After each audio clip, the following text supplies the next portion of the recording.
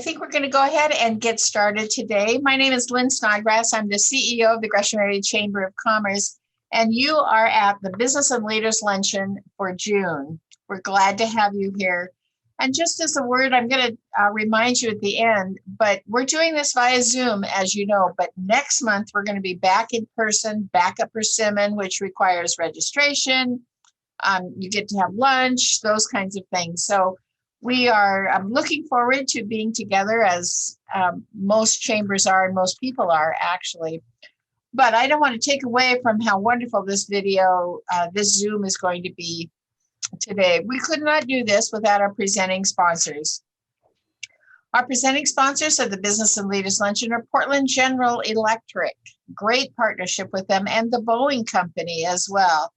By the way, Boeing just had somebody purchase some more planes for them. So commerce is back. People are buying planes and traveling. And Columbia Bank, we're really appreciative of their presenting sponsorship as well. Gresham Barlow School District is our stakeholder sponsor. Just as a reminder, Dr. Catrice Pereira is leaving us. She's the superintendent of Gresham Barlow, and June 30th is her last day. So if you want to send her a little note thanking her for her great service for the last 3 years, be sure and do that. Again, they are the Gresham Barlow School District is a stakeholder sponsor. And MetroEast Community Media is our media sponsor. Keith is with us today. He's doing the recording. And we will, since it's being recorded, it also means you can re-record. You can see the webinar later, available on the cable channels through MetroEast Media or through the Chamber website. And now for today's topic. 26 acres in downtown Gresham. That sounds like enough acreage for berry fields. That's what Gresham started with, or nursery stock. That's where we make a lot of money, the nursery stock. But 26 acres for a mall, and the mall's name is Gresham Station. So if I want my husband to shop there, I don't tell him to go to Gresham Station. I'm sorry, Jay, but I don't. I tell him, go to the mall where World Market is so that he can get me my chocolate wine.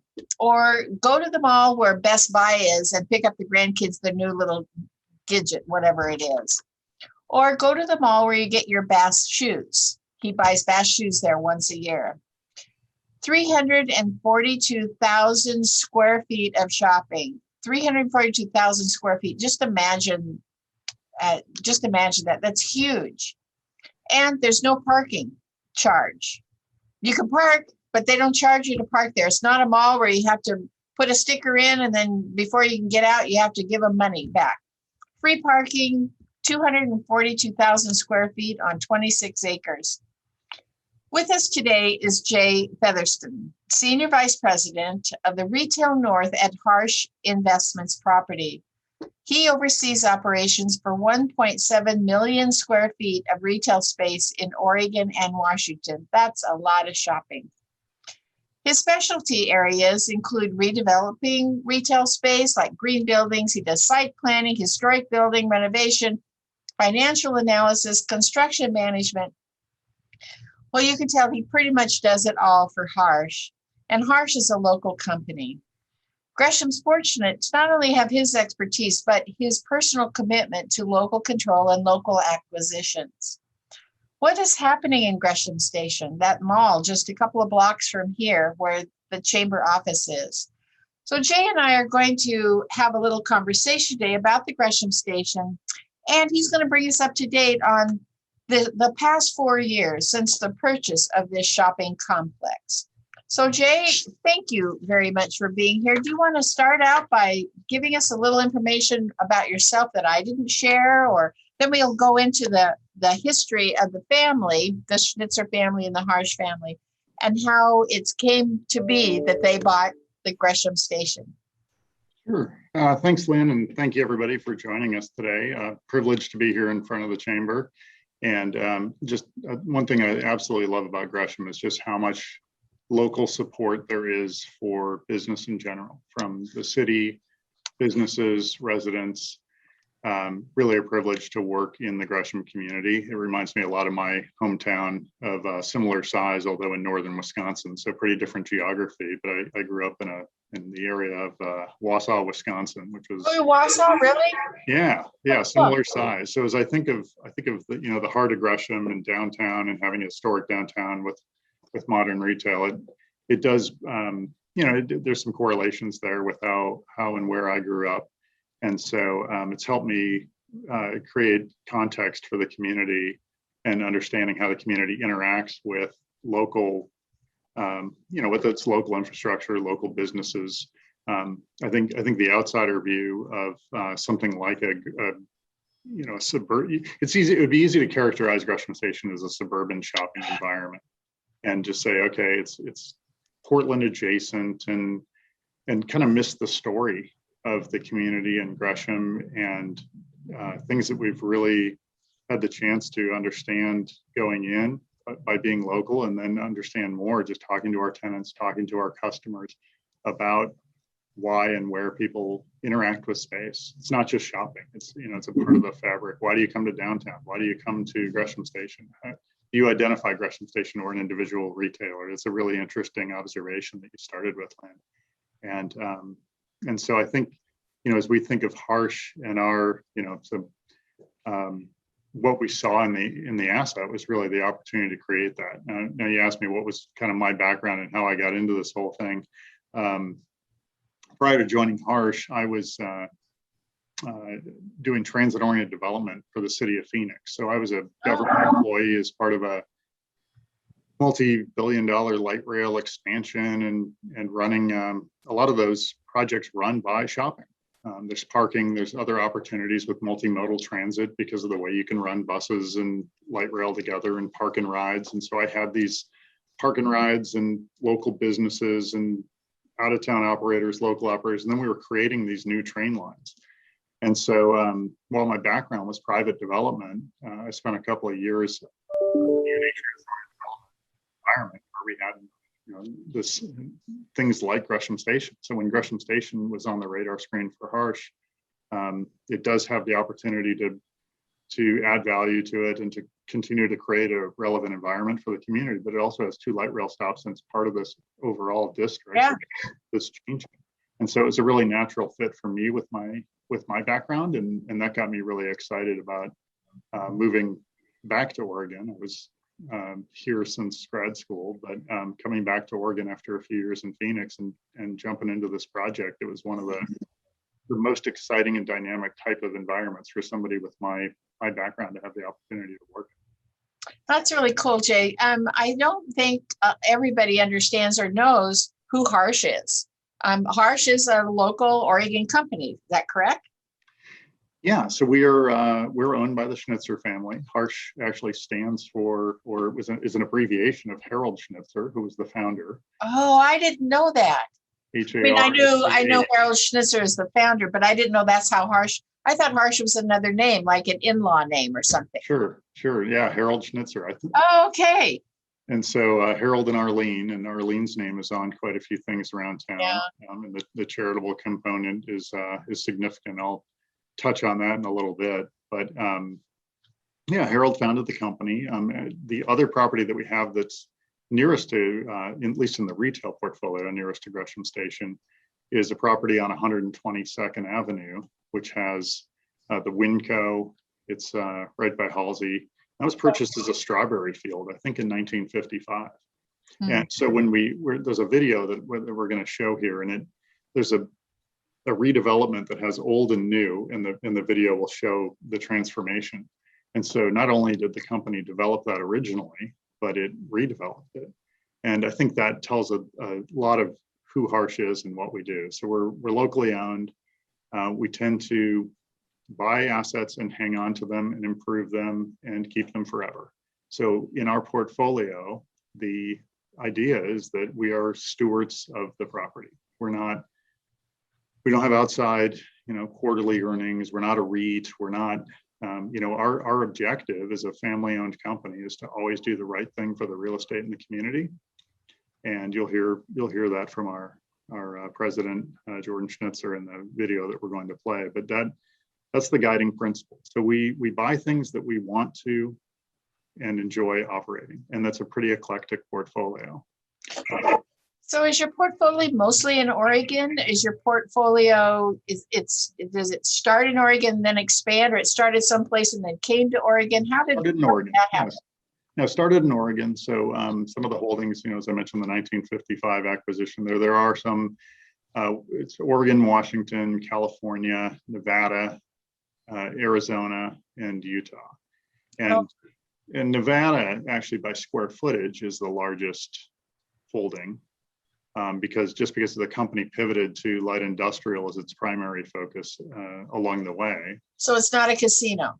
And we don't own. There might be some gaming in the corner of I'm a not restaurant or something, but we don't own any casinos that I'm aware of. Light industrial. So projects where we're small bay, light industrial, the last mile delivery and distribution, that sort of thing. It's 80% of the portfolio. We're office, industrial, retail. We have some apartments, primarily an industrial company. And so your job with the company, Jay, are you mostly shopping mall concept, or do you help with the light industrial as well? I'm primarily in the retail. Okay. So I work a little, just because of my time in Phoenix, I do work on some of the Phoenix projects as a kind of an advisory role. Mm-hmm. But I spend most of my time in retail here. So the next place that I want to go is the history of Gresham Station and how you decided to purchase. So I know you have 2 videos. So whenever it's the appropriate time, Jay, that you want one of the videos played, you just tell me. But I'll tell you, that'd actually be great. So before we move off the topic of who the company is, I think that there's a Harsch video that tells a bit of the story and is better than my narration of it. You can hear from the president. So is that the first video that was planned? That is the first one that is planned. Yes. Okay, so Angela, if you want to cue that one up, I can't wait to see it.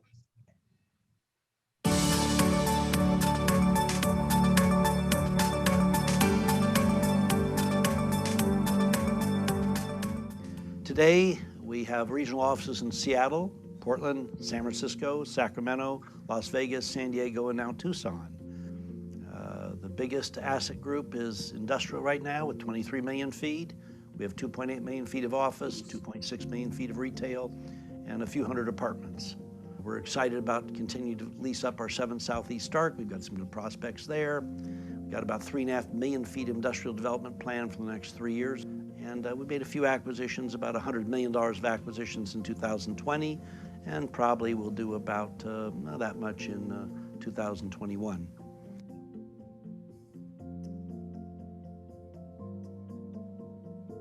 First, we work with the community. Second, we're long-term holders. It doesn't matter where you are in the cycle. Properties are like kids.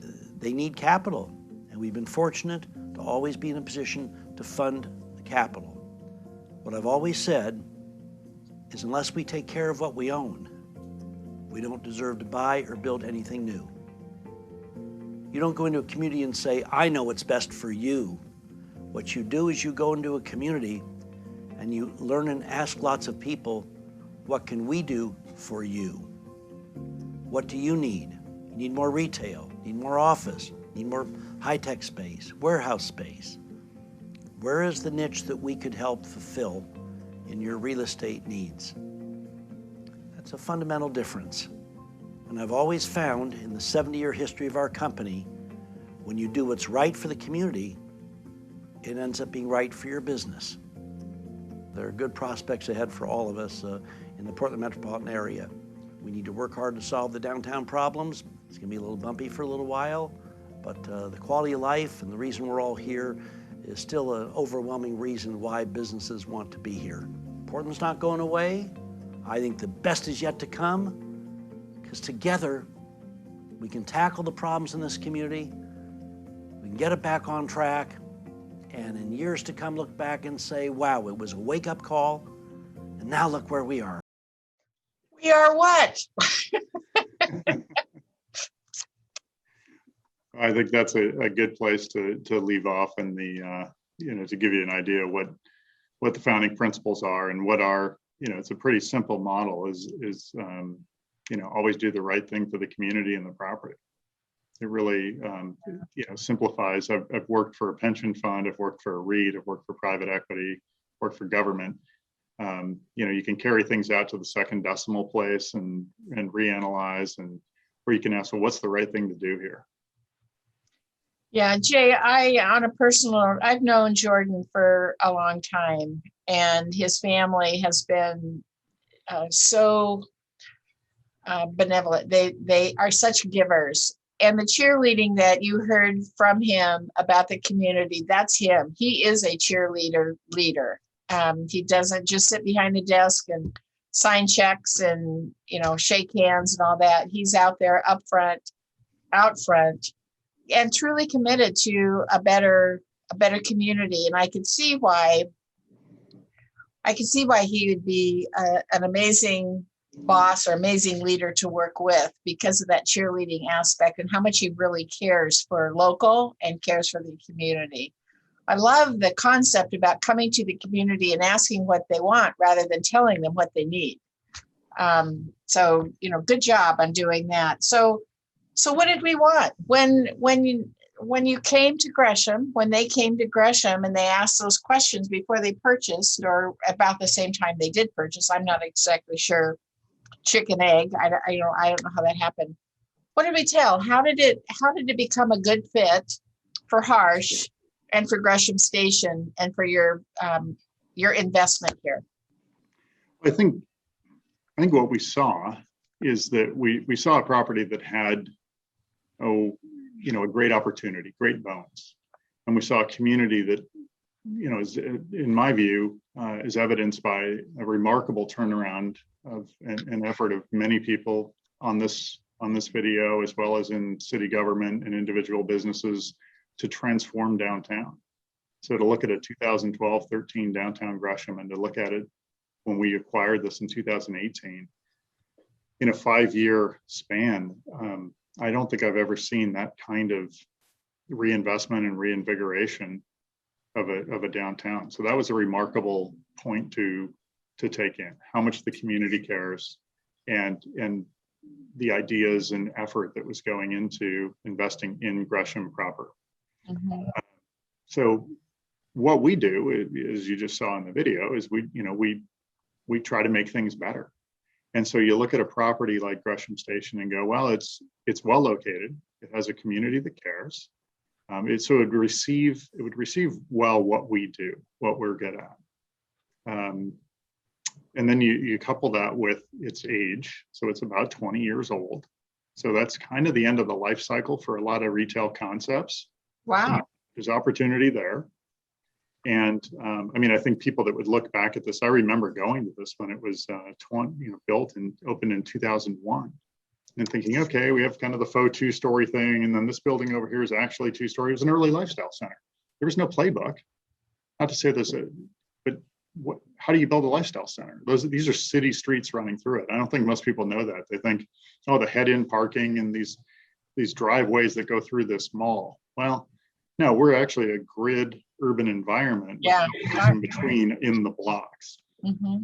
So that's different. And that there was no template for how that would be built. And credit to the city for having the vision to expand the civic district up to Burnside, over to Eastman Parkway.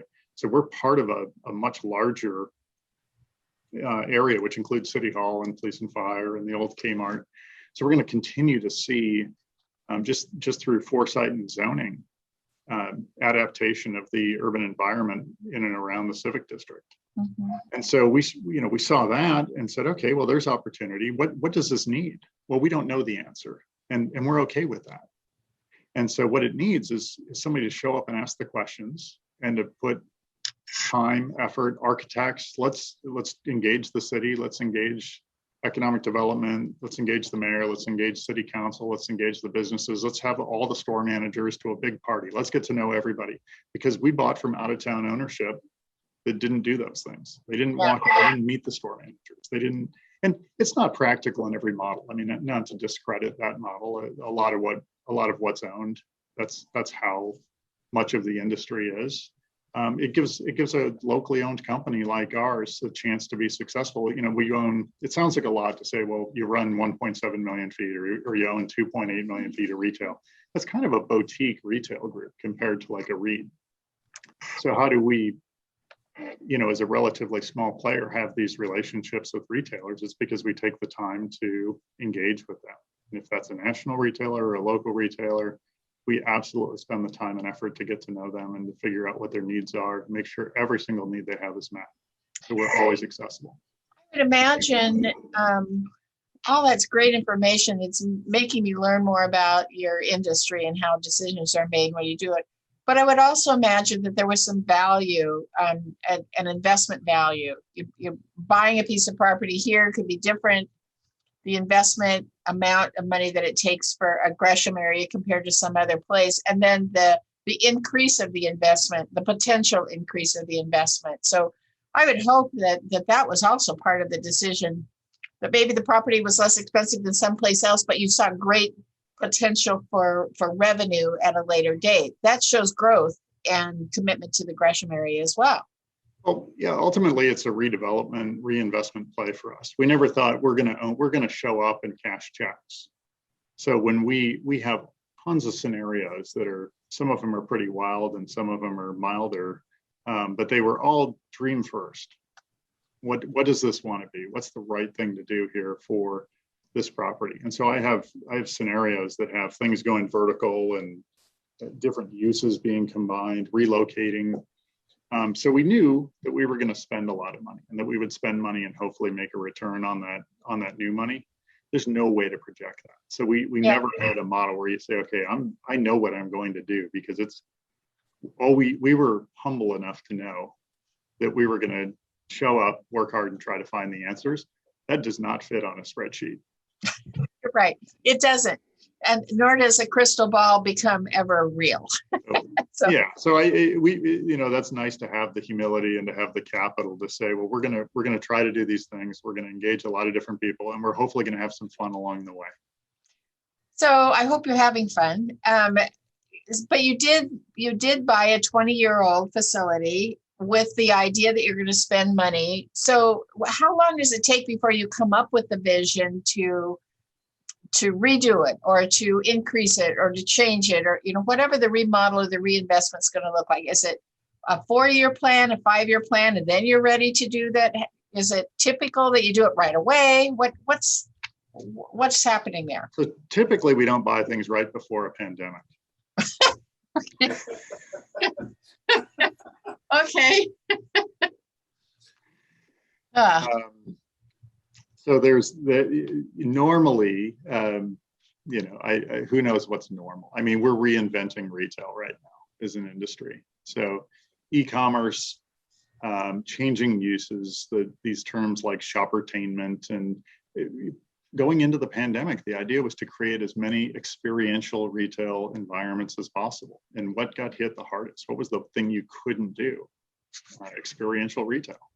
Yeah. So that became buy online, pick up in store.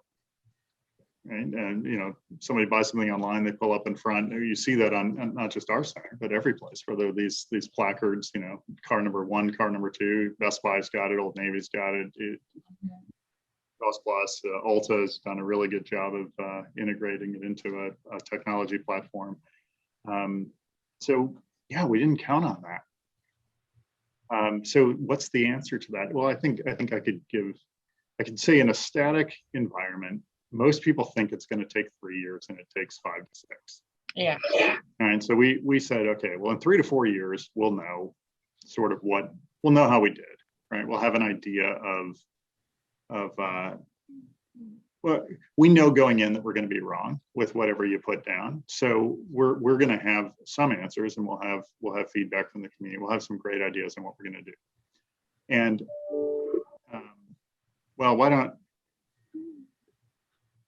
I think here's an interesting. I'm going to play the video in a second that shows Gresham Station in a little more detail. And the thing that I would give people as a takeaway in a really big 3D environment. You mentioned it's 342,000 feet, which includes LA Fitness that's a couple blocks away.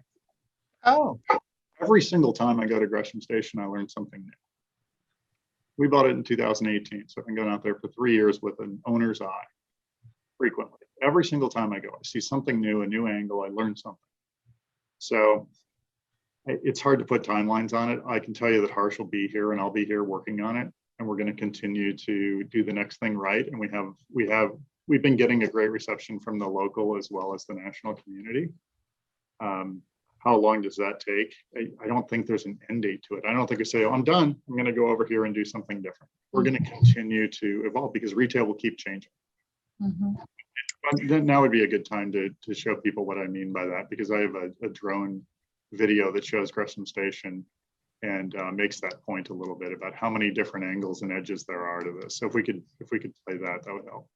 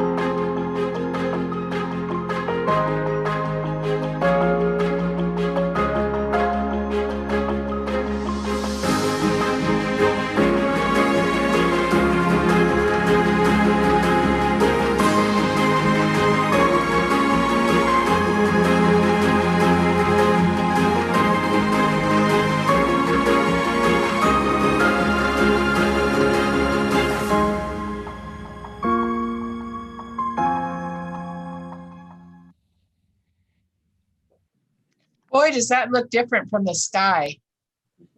Holy cow. And interesting. So Oh my goodness, yeah.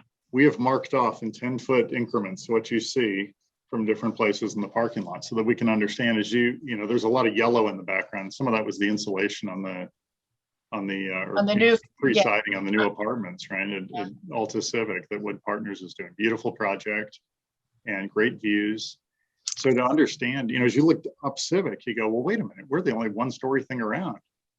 Mm-hmm. What an interesting opportunity that is. And then the Kmart parcel and the city parcels. I mean, this is in the middle of a dynamic, changing downtown environment. Mm-hmm. And so it's not just, you know, I never think of Gresham Station as its own little four-corner empire. I think of it as a bigger piece of the city and how do we fit into that fabric. And so if I'm talking to somebody from the city, if I'm talking to a tenant, I want Gresham to do well. And I want to be here to support that and invest in that. That's very clear that you do. So there were, I mean, that was honestly, that was an incredible view of it. I kept looking for my husband's car going to that World Market to buy me the chocolate wine, but I didn't see it there. So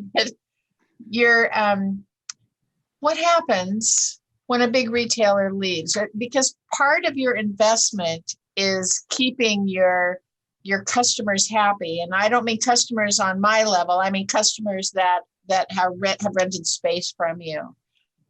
And you know, with the pandemic and rent forgiveness, I mean, all the kinds of things that have been going on, the bottom line still is you guys need to be able to reinvest back as you want to, as you have claimed, you know, you've stated over and over again that you want to get back and be in the community and be part of the bigger fabric.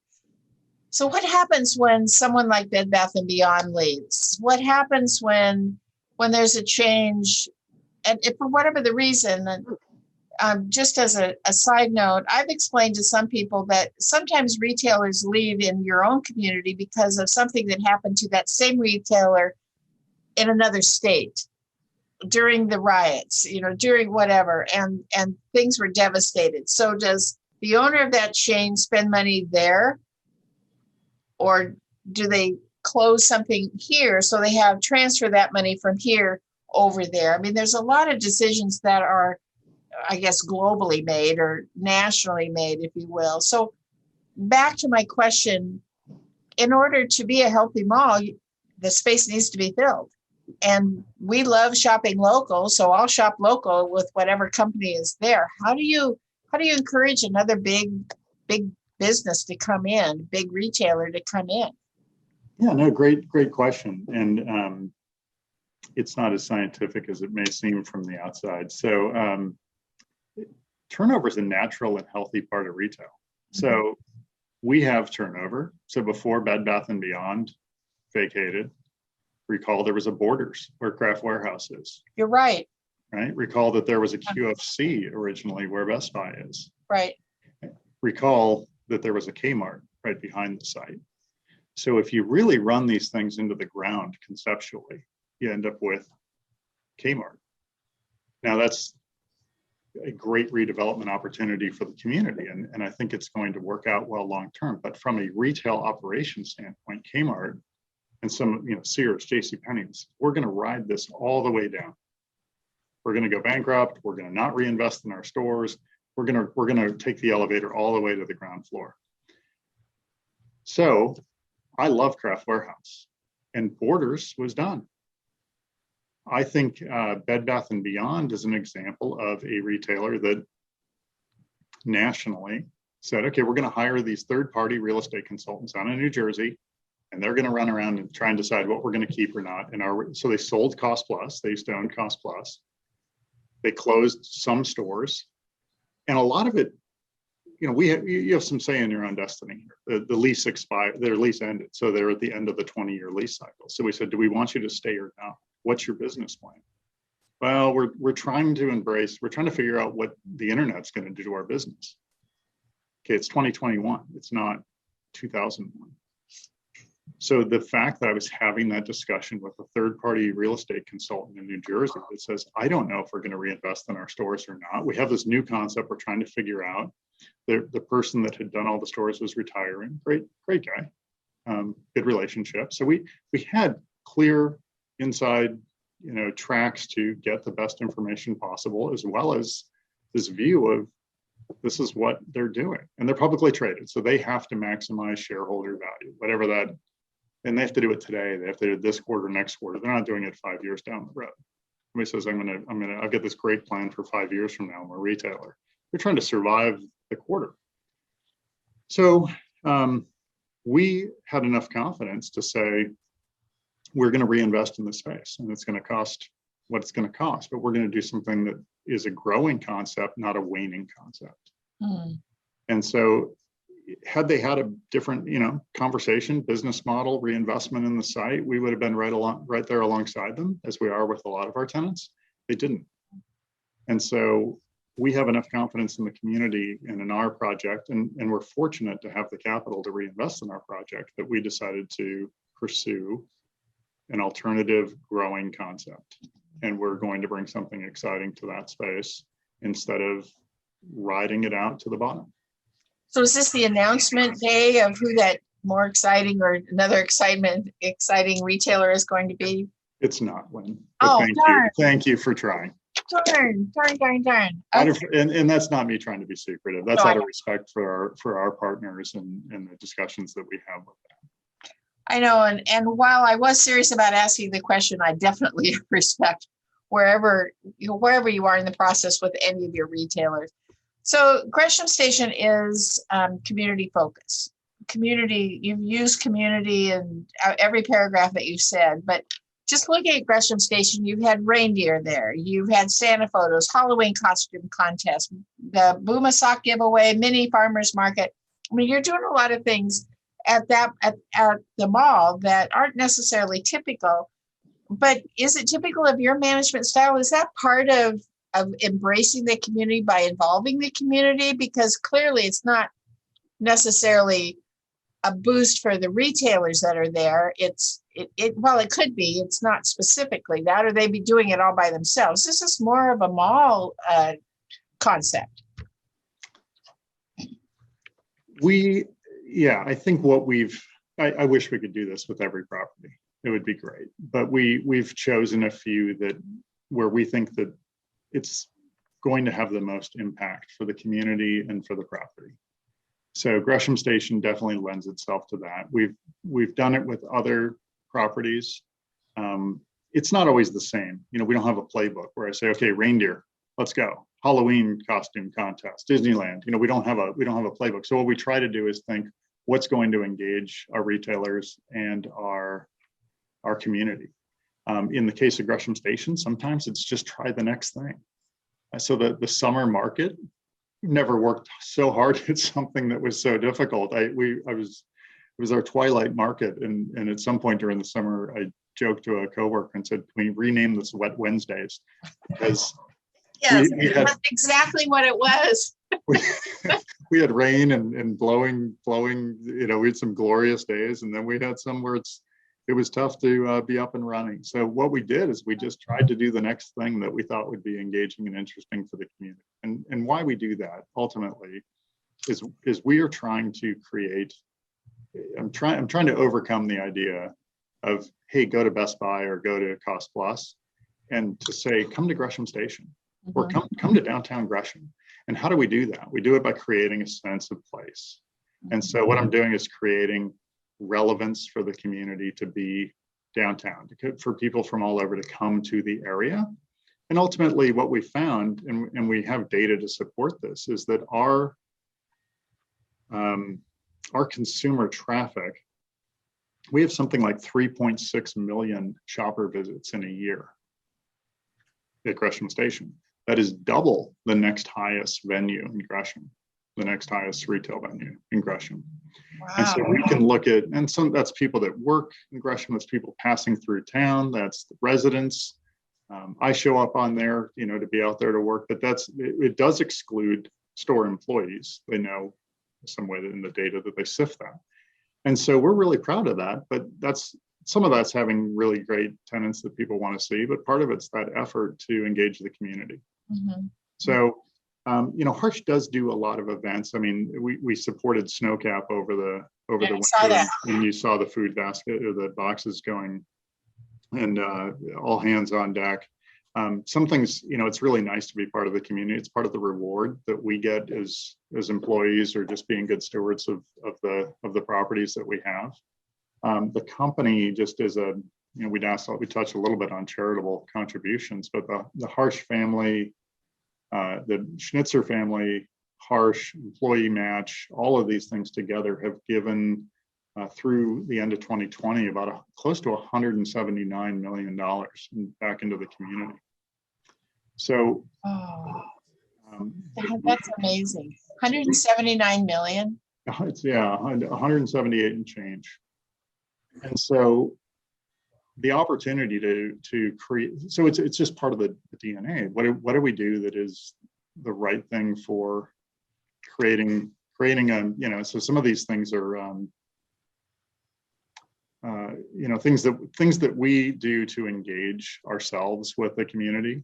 I learned, like I said, I learned something every time I'm out there. Well, if I'm out there on a Saturday giving away Halloween candy, or I think you saw me as Dwight Schrute from The Office there, you might say, why was that guy dressed so strangely in the Halloween costume? My coworker had mouse ear or cat ears on, and I'm gonna watch a video again and look for that. We do a Halloween a costume contest, and we sent multiple families to Disneyland. The grand prize was a trip to Disneyland. Right.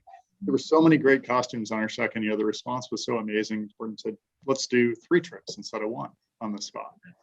So we do it because it feels good. It's the right thing to do, because we care, because we're engaged.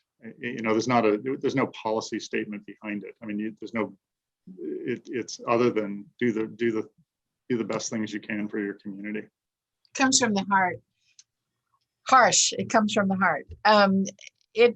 There's several levels of what you just talked about, though, being involved in, and the Halloween costume. Even the judges were locally engaged too. I mean, the selection of who the judges were, as well as the selection of the winners and where the funding comes from, and then you tripled the reward, or the award, whatever. City council, we had city council come and be judges, and store managers. So yeah, we're trying to. You know, we're showing up and being part of our community. Yeah, showing up. By the way, I love how you use the word, you don't use the word cancel, you use the word next thing. When we don't do something anymore, we canceled it, but I'm going to start using it. We're going to do the next thing and not use the word cancel. It's a 6-letter word that's not in my vocabulary anymore. Good job. I'm going to try one more time. As with most buildings, no matter the size, they need upgrading and updating, and malls and facilities like Gresham Station's no different. What are the plans? So I talked to you, I said that we have these city streets. So the plans, I work closely with Gresham's zoning, planning, streets departments, and the city hall. I miss being there in person with them, but we meet on site, we meet virtually, and the plans are to wait, drum roll. So within our spaces and our blocks that we control, I will take apart and reposition anything to put in something that's good for the community. Yeah. So it's reshaping. It's the tenants that are active. It's local tenants. So I know you want an announcement. Let me give you one. So the old Charming Charlie space in the middle, it's right in the parking lot, pretty wonderful space there. So Charming Charlie's coming back? No, they're gone. I think they're gone nationally. Next thing. Yeah. That's going to be a Pet Supplies Plus. Oh, spa? So it's a spa for your dog. Great. But so there are foods and there's grooming, and so it should be something that's really fun, it's a growing sector though. So yes, right, everybody got a pandemic puppy. So there, it's a growing market. It's a Charming Charlie. Sounds like you were engaged with it. And before that, it was Hallmark, before they relocated across to the other side of the street. Did that too. And so we're reinvesting in that building along with our tenant, and we're going to bring something that serves the community well, that we hope everybody enjoys. So there's an announcement of a coming soon that we're excited about. That's good. And honest, Jay, I'm just teasing you. And I'm not going to what I usually go to, where I'm going with that restaurant thing. So I'm not going to do that. But I do know that you responded to one of your newer tenants by expanding a space to have outdoor dining. I mean, you definitely are receptive to what can we do to make you business successful? And again, it's that community. We want our business to be successful because the community is successful then. The health of the economy is the health of the community. Well, we have a lot of restaurants, and I have a lot throughout Oregon, Washington, California. We have a lot of restaurants. Yeah. And I think we had right away, beginning of the pandemic, one owner said, "I'm retiring. I'm done." Mm-hmm. Okay. Actually, that was over in by Washington Square Mall, and we relocated a tenant from the mall that said, "I don't want to be in an enclosed mall anymore. I want to be in an outdoor environment." So that's fine. And we said, "Retire. That's great." We didn't lose any restaurants. That is really a difference from the industry, is we worked with everybody. So whatever that meant, we were there and I talked to every single one of them. My team did. So we talked to all of our tenants throughout the last year and a half. It's been a very busy time. Mm-hmm. We've looked at their leases. We've talked about their plans. We talk about today. We talk about what you want to do tomorrow. Mm-hmm. And so I think the examples of our restaurants being here for the community, it does add a lot of vibrancy. We do like to go out. We like to eat outside. We like to eat inside. We like to gather around food. I certainly do. And it was one of the focuses that we had going into the pandemic. And so we were able to, throughout this process of talking to every single tenant, say, well, what is the future going to be? We don't know. But all of these leases, all of these national tenants that have clauses that we inherited, we could say, well, we need to revisit where restaurants might go in the center, or other uses that the community might want. We're going to have dogs walking in and out of Pet Supplies Plus. Are you okay with that? And somebody in 2009 might have said, nope, this is what my lease says. Well, everybody came together and had a discussion about what retail is going to look like going forward. For an owner that's engaged with the retailers and willing to put investment and time into the properties, I think it was a good chance to create a viable future for our properties in what's a changing industry at a minimum, to put it charitably, a changing industry. We had a question in the question and answer box that I'm going to ask you in just a minute, but I want to make a statement based on everything that you've been saying so far, is that oftentimes large corporations, wealthy entities, both of which Harsch and Schnitzer are, get a bad rap. Big bad guy, they're making all kinds of money, they're not giving back, they're not paying taxes, they're not this, they're not that, they're not helping the little guy and all that kind of stuff. You are clearly care about your retailers, no matter what the size. I mean, it's just so evident that you're willing to work, give back. You've done it through the pandemic. You did it before. You've had a good relationship with your retailers before. During the pandemic, I'm sure they became even closer because you needed them, but they also needed you, and sharing that weight of the burden of the unknown. So I'm so happy that you proved all those people wrong that think that big corporations are all bad, that they only take and don't give. So thank you for being the face of that. That's true. So there is a question in the chat box. It's about how much property you own. How much of the area do you own? The apartments on the outskirts to the west, the doctor's office on the east. You mentioned Kmart. Do you own that?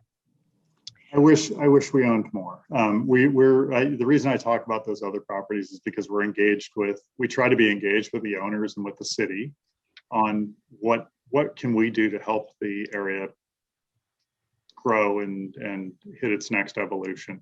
Our ownership spans from, if you go from the edge of Cost Plus to the west, and you go to the back of like Best Buy, and this is kind of the classic rectangle of Gresham Station. We own that, and then we own the parcel that is LA Fitness, which is up at the corner of Burnside and Civic. So any of the park and ride is not owned by us. That's Metro and TriMet. Mm-hmm. Right. Owned together. And then the land behind us is, so if you go from Ulta and you go back on that block, there's a group called Palindrome, which Metro, I think, had an RFP. I think it was Metro, may have been TriMet, an RFP for that property. And that's Palindrome. So they have a pending development to bring another 420 units there, which should be a very nice project. We're excited about that. And they're also, at least they were working with Mount Hood Community College on kind of an exciting academy that would bring some vibrancy and have a restaurant attached to it, which would be kind of fun right at the light rail stop. I think it'd be second floor, Lynn. I'm not sure you're going to get your full view, but you might. We'll work on the second floor won't do it. It's got to be 4 or 5. And then. So we, the Kmart site, so we work with the group that owns that. We're a cooperative partner to the extent that our lots are adjacent and we want to see good things. We're always here to share. If it's a survey that the city needs to do and it's for the whole area, we're happy to jump in and say, well, here's our survey, incorporate that, or have a discussion about how a road might fit through our site. I view us as we're all neighbors, so we're just trying to be good neighbors, but we don't own those parcels. And if somebody wanted to sell us one, we'd love to have a bigger say in the development of the area. But we're also fortunate that there are these really great developers around us, as you could see with that, especially when we did the drone video. Just really excited about Civic Alta, and they're open and leasing. I think the phase 1 is open and phase 2 is still being built out. Really nice project. And to see that quality in the Civic neighborhood by downtown is just great. Super excited about that. Yeah, and their 3rd and 4th and 5th floor apartments or residents do have a view. Beautiful. Yeah, it's an amazing view. So there's a mall across the way from you. Is that the kind of thing? Do investors like you, you try to buy multiple malls? Do you concentrate on just it in such a close proximity, or do you try to stay with just within one area? How does that work from an investment perspective?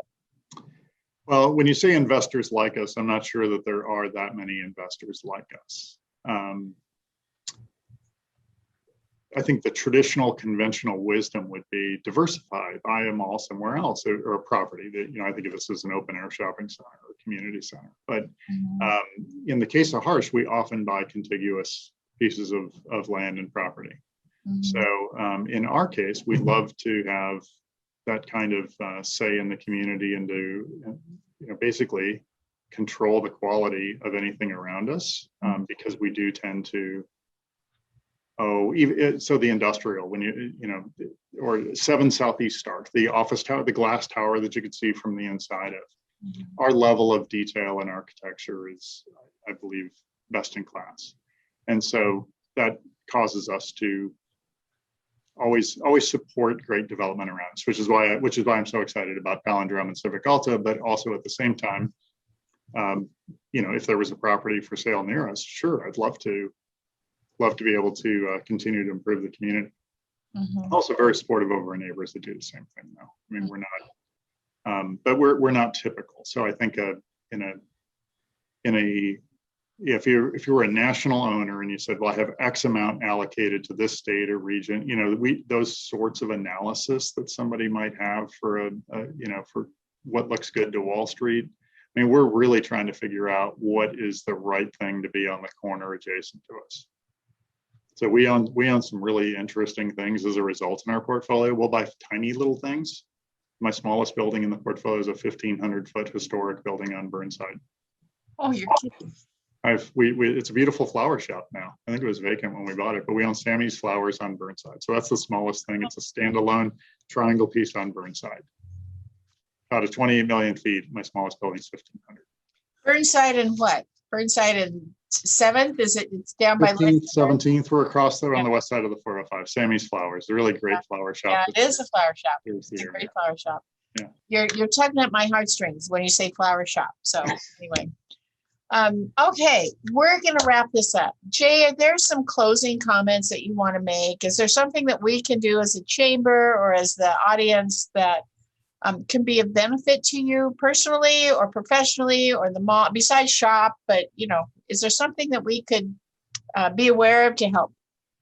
Well, I really value the dialogue. I mean, first of all, thank you all for being here and for, allowing me to take part of a big chunk of your valuable day here.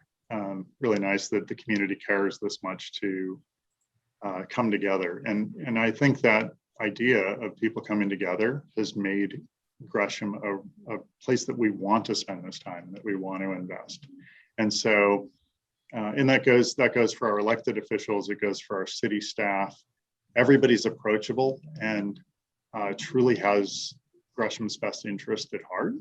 So I think the more of these conversations and dialogues and events that we put together, it leads to a continued state of progress and engagement that I'm really excited to be a part of. And so I think, I would leave with the comment that I'm really here to serve you. So I wouldn't ask what you could do for me other than let's keep showing up and having these dialogues. And thank you all. So thank you, Jay. For the listeners and the viewers, Jay's office is not at Gresham Station. He has a manager of that particular location. His office is downtown someplace. Well, right now, maybe it's at your home, but he's not there every day, but his heart is there every day. It's clearly evident. So Jay, I am going to invite you to the next BLT because it's just up your alley. The next BLT is going to be at Persimmon on the 20th of July. We're going to be in person with Lynn Lashbrook, who's going to share with us the exciting project of the stadium. The new stadium just down the street from your mall, from Gresham Mall. It's baseball, soccer, retail space, parking. It's a big dream that Lynn has, and it's got legs. It appears to have some momentum behind him. So I want you to come. You need to register early, though. Last time he spoke to us was when Portland baseball was, can we get a Portland league here? And Persimmon was packed. This luncheon was packed to hear that. So we must have some baseball fans. I am not one. I'm a football freak, but not a baseball fan. So I would hope that maybe you have some time. Come on out, look at the station, write it off as an expense, swing by, come in here, Lynn, talk about a neighboring project that could only benefit the value of the community effort that you're already participating in. So thank you, sponsors, Columbia Bank, Portland General Electric, the Boeing Company, Gresham Barlow School District, and MetroEast Community Media. Keith, I'm sure you did a great job today. You're going to have all this posted so that more people can listen to the amazing information, and fun dialogue that we've had with Jay. Next month, just as a reminder, we're moving back to the old days. The old days of being in person. You've got to register. It's your $20 lunch or a $5 coffee. We're going to have table decorations again. It's going to be at Persimmon. We're going to be sitting together, eating, and being together safely, of course. So, Business and Leaders Luncheon. Jay, thank you for your time and your efforts today for the 2 amazing videos. And with that, we're all dismissed. Thank you. See you next month. Thank you.